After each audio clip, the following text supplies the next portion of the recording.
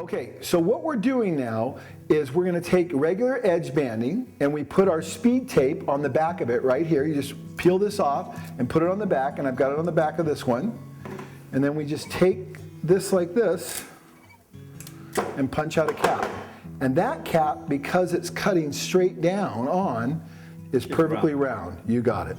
You can go ahead and try that while I peel this off, and we'll try to pop that in there and we'll see how nicely it fits. So there you go. So we'll bring this over there. Oh man, look how beautiful that is. See how there's no lines around the edge on that one? Isn't that amazing? You don't need to stop. And it fits in there tight and snug. So you can really get a nice job with this. And again, I want to reemphasize, the reason why is because this cuts the cap perfectly round. Okay, so there's one other thing I want to show you is how to do it with wood veneer when you make your own wood veneer. So let's grab these pieces over here, Ray, and I'll show you. So let's say I want to make a cap in a nice piece of wood like this, but I really want it to match the patina of the wood. This is aged. So I went ahead and went over to the table saw and actually cut a little slice just like that to make my own little veneer out of the exact wood and material that I need to cap. How far can you get in thickness? How close can you get in thickness to get that? Well, you know, What is safe? yeah, I wouldn't get much closer than that. As long as your hand's away from the blade. As you can see when I did this, I had my hand up here and the blade was there, so I was okay. But you can get thinner than that. You can even get thinner than that, but I went about that thickness, but it really doesn't matter because whatever thickness it is, You can adjust it with the flush mount drill bit system. That's what I want to do now. Right. I'd like to drill the next hole. So let's go ahead and drill a hole there. Actually, let's do it in this one, the actual piece that I took it out of. Let's go ahead and do it right there. Now, one thing I want to notice, see how Ray stopped to make sure that collar is seated all the way around. That's a very important thing too. When you drill a hole, Right. you want to make sure that the collar stops, which means you're full depth. Complete depth. And then also, let me just show one thing. It's very common for people to drill at a little bit of an angle. So once the drill bit gets all the way in, let me do it right here, Andrew. We'll look at it over here.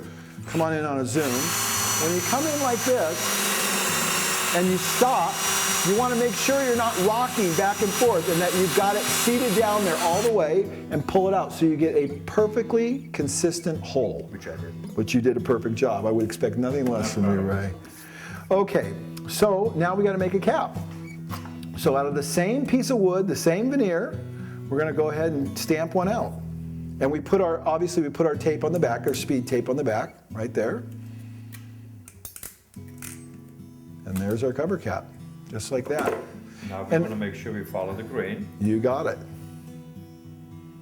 And of course we would put a screw in there, but we're just doing this for demo purposes, to kind of give you an idea. Look at that. Okay, isn't that nice?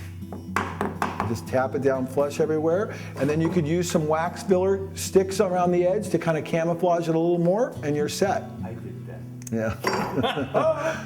Pretty cool. Wonderful. Now, a couple other things though we want to go over on the flush or the custom color hole punch. It's very important to know this.